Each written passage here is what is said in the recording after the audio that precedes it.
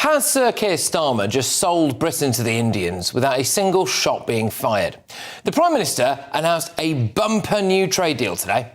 Well, this is a historic day for the United Kingdom and for India, because this is the biggest trade deal that we, the UK, have done since we left the EU, and it's the most ambitious trade deal that India has ever done.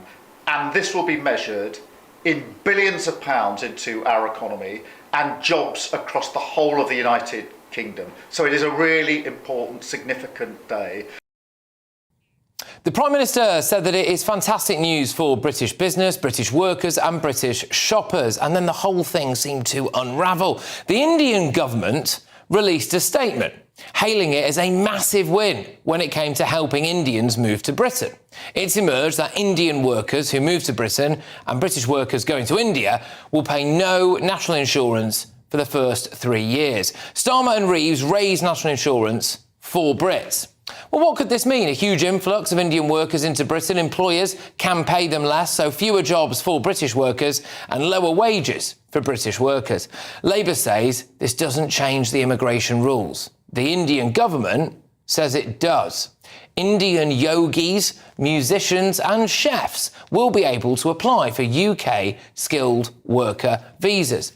Before the trade deal, they had no route into the UK job market. The Prime Minister was pressed on this issue today. Always give and take in these things. Where did you land on the number of visas that you're going to grant to Indian nationals? Will it affect net migration? Look, there were tough negotiations on both sides, as you would expect, but because we were serious and pragmatic... Just hang on a minute, because he's actually still going and he still hasn't mentioned the word visa. And providing the leadership to our negotiating teams, we were able to resolve the difficulties that have held this up for the best part of 8 years. Can't answer it, can he? Can't answer the question about visas. Why not, Prime Minister? Why can't you just tell us? The UK government claimed the agreement would add £4.8 billion to the UK economy and 2.2 billion quid in wages a year by 2040. This appears to have been disproved. It's claimed by one Tory MP that it will actually add around 0.1% to GDP and that the impact on GDP per capita will be non-existent. In fact, I can actually see a future where it costs us money.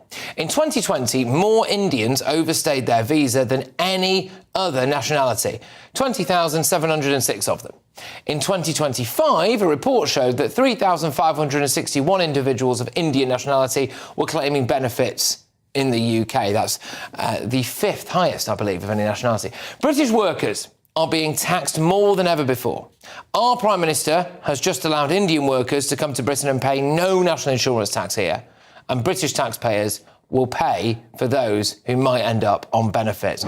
Well, I'm joined now by the Shadow Business and Trade Secretary, Andrew Griffiths. Now, Andrew, thank you very, very much. I'm going to quote to you something that Mike Tapp, the Labour MP, has had to say. He actually is of the view that there is, quote, no negative spin to this whatsoever. He says that basically this is not going to increase immigration from India and that you guys had 8 years to try and do a trade deal and you didn't do it. I'll just say, he says this is a standard tax agreement we already have with 50 other countries. Is he right about that?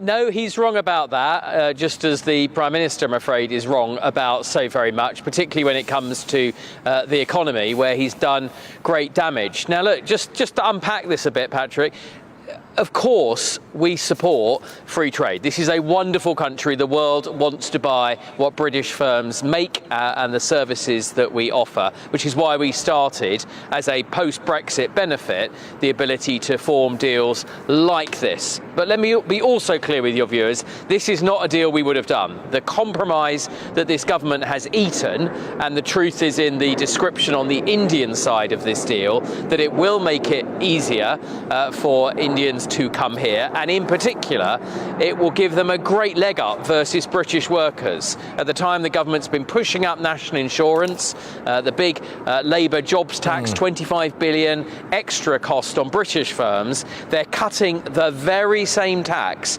on Indian workers employed by Indian firms coming over here. So if you think about a business like Jaguar up in Solihull, a great business, it'll be cheaper for them to transfer workers from India than it will to give British workers local jobs. Not a lot of sympathy for Jaguar. Lots of good things. It is a Brexit that was about trans aliens, but they also say, Mike Tapp also says, it doesn't apply to Indian nationals applying for UK jobs, it doesn't grant access to UK benefits, and it doesn't change immigration rules. So there appears to be two very different readings of this trade deal, Mr. Griffith. Well, some of those points you just said are more accurate than the previous ones, and it does actually open up a little bit the visa rules that Indians can apply for. It doesn't affect those that are applying for British jobs. That's quite correct. But look, big picture, we are taking no lessons at all from Labour. Yes, this deal has some good components. It is a Brexit benefit from a Labour Party that voted 48 times to overturn Brexit. If they'd got their way, there would be no way that British firms could get better access to Indian markets, one of the fastest growing economies in the world, growing much faster than the European Union, where they are gearing up later this month with their Surrender Summit on the 19th of May to give back so many of the powers that we were able to obtain through Brexit. Keir Starmer will no doubt be making the point that for British workers looking to go to India for about 3 years, they also don't pay any equivalent of national insurance over there. So they say this is good, it works both ways. So what's the problem? Well, there's a vanishingly small number. Unlike some of the other deals like in Canada or Korea, there's a vanishingly small number of British workers that go to India. So it's just not symmetrical, Patrick. The truth is, and you can see this in the fact that the UK government didn't talk about this aspect of the deal at all. Not in their press release, not in Parliament. In India, they hailed this as a great win. Once again, when Labour negotiates, Britain is the country that loses. Yeah, the reason we actually found out so quickly about some of these points was because of the press release the Indian government put out. So there we go. Thank you very much. Tremendous to have you on the show. All the very best. I'll see you soon. Andrew Griffith there, the Shadow Business and Trade Secretary. Right, let's find out what my panel make of this. We, of course, have Esther Kraku, don't we, the political commentator and columnist. We've got Jonathan Liss, the journalist, and Emily Sheffield as well, the former editor of the London Evening Standard. Thank you very much. I'll start with you on this, Esther. I mean, the optics of it, regardless of what maybe the detail is, the way that this has been explained, or not explained, has allowed people to say it looks as though you're hiking tax for British workers, and you are making Indian workers pay no tax, i.e. putting Brits at the back of the queue. Yes, the comms on this has been terrible, but I think that we've seen a gaping hole where competent comms is supposed to be coming out of Downing Street. Now, the explanation should be that we have this kind of deal with other countries, like South Korea, for example, where if South Korean companies send their workers to relocate temporarily to the UK as you get transferred for jobs, they don't have to pay national insurance contributions in the UK because they're still paying those obligations in South Korea. The reason why people are upset about this is because, one, we don't actually know how this would materialize in real life, but also Indian nationals have a reputation of overstaying their visas quite badly in this country. So they don't actually have a lot of good faith amongst the British population of actually being able to honour their visa obligations and then go back.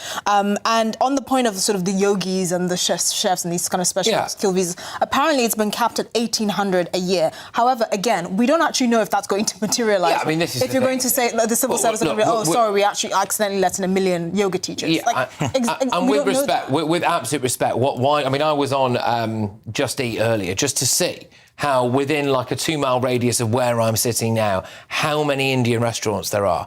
And there's like 150, right? It's insane. We don't need any more skilled Indian chefs, do we? Probably not. I think there's some good things we should talk about this deal, is that it is lowering tariffs on our cars going to India. So I know we can focus on the immigration part, but I do think we should focus on this is going to be good for industry in Britain. And that's talking about industry jobs that we care about. And a lot of those industry jobs are across in the Midlands and up in the north. So I think, yes, that there is a sort of small problem here, but I think it's a comms one more than anything. Well, yes. And actually, Indian immigration here to this country has been falling. So it actually only 2 years ago, it was 156,000 Indians got work visas here. No, I'm not saying it's good, but it fell in 2024 to 81,000 because one of the key things we reduced was that if you came in to work for our health service, you weren't allowed to automatically bring your dependents anymore. But that doesn't include students. And the dependents were actually making up more, obviously, than the skilled workers. Now, that is a problem because those dependents are then going into our schools, they're using our National Health Service, and there were certain rules that you couldn't then go and sit on benefits. So I do think it's easy to sort of focus on the uncomfortable narrative here, and we should, because there's clearly going to be some slip-throughs. But I do think for the Brit, I would like people to focus also this has been a good thing in some ways. Let's make Jonathan Liss squirm here and enjoy and bask and bathe in a Brexit dividend. Well, look, Patrick, I accepted that we left the European Union because we did leave the European Union. Obviously, once you leave the European Union, then you have to do the things that allows you to do. I wrote a report about Brexit benefits, quote-unquote, trade deals. Yeah. And along with everyone else who wrote reports on this, we realised and calculated that any benefit from this deal, and Nick Timothy might well be right, by the way, that it will add an infinitesimally small amount to our GDP, which is vastly outweighed by the hit GDP of Brexit. Having said that, it doesn't mean that we should just sort of, sit on our knees and not do anything for the rest of our lives. Obviously, we have to make the best of a bad job, which Brexit was. Having so with that, a deal with India, which people, I'll be completely honest, people said would be very, very difficult, nigh on impossible, because India is such a protectionist country. I'm impressed the government has managed to get that deal, which the Conservatives did not manage to do, and also reduce the vast tariffs that India has traditionally placed on our industries. The Scotch whisky industry has petitioned for years and years because it's very popular in India and it's subject to enormous tariffs. Those are now being slashed. Luxury cars, Zemley said to India, we need a car industry, Patrick, as you will admit freely yourself. And this is very, very good news. This whole bogus argument that Kenny Badenoch is confecting is just complete nonsense. Sorry to cut across you, but we do have some breaking news, and there is a relevance potentially in light of what we've just been speaking about there. According to Reuters, some time ago, India attacked Pakistan in 3 locations with missiles. Pakistan military spokesman tells Pakistan apparently will respond to attacks by India, and Pakistan's military spokesperson has basically said that they will do that. So there we go. I'll just read that again because, sorry, it was a little bit garbled, that really. But according to Reuters, some time ago, India attacked Pakistan in 3 locations with missiles. It looks as though, from what I can tell by this anyway, that Pakistan is saying that they're going to respond. Just in light of this, I can't help but wonder whether or not now it looks as though the Prime Minister has taken India's side in all of this, and that might have some ramifications on the streets. I think the main sort of driver behind getting this deal over the line is Trump's tariffs, and that's kind of pushed countries to be hasty to try and secure free trade deals. I mean, this is only India's 16th, and the 15 previous free trade deals they've signed have been actually not as ambitious as this one. So there is a lot to be said about that. That being said, there are questions around, of course, the numbers, people overstaying their visas, the ability to track them. But there's also going to be some questions around steel and cement. Well, I mean, but those questions are around China, because India. It's not just around China. It's about whether we apply a carbon tax. And this country, at this moment, just to say, sorry to say this. I do actually seriously think this is quite a significant development. Look, it's massive. These are two nuclear-armed countries, and they have a history. They have a history of fighting. I think. Sorry, can we just go? Sorry, just because they have a history of fighting several wars since independence, and it's obviously incredibly dangerous whenever they do. Not just because of the standard risks to life, but because these are both nuclear-armed countries, and so also obviously there's a huge diaspora of population in this country. Absolutely, well. But obviously the UK government is not going to be taking sides, rightly so. But I would strongly expect the UK government to be urging de-escalation, as everyone should be, because this is incredibly dangerous. Yeah, I must say I am quite concerned. Again, there's this breaking news that we are bringing you that Pakistan says that India has attacked them at 3 locations with missiles. My big concern, as always, when we see a foreign conflict, well, primarily is what does that mean for us here in Britain? And I can't help but wonder whether or not sectarian violence on the streets of Britain is It's just around the corner. Well, there's no history of that. No, there is, in Leicester. There's very little, but not when India, not because of India and Pakistan fighting, though. No, well, it actually, it was members of the Indian community who happened to be Hindus in Leicester versus members of the Pakistani community. Yes, it wasn't triggered by military conflict which makes my concern that something like this might lead to that even more significant. I would argue.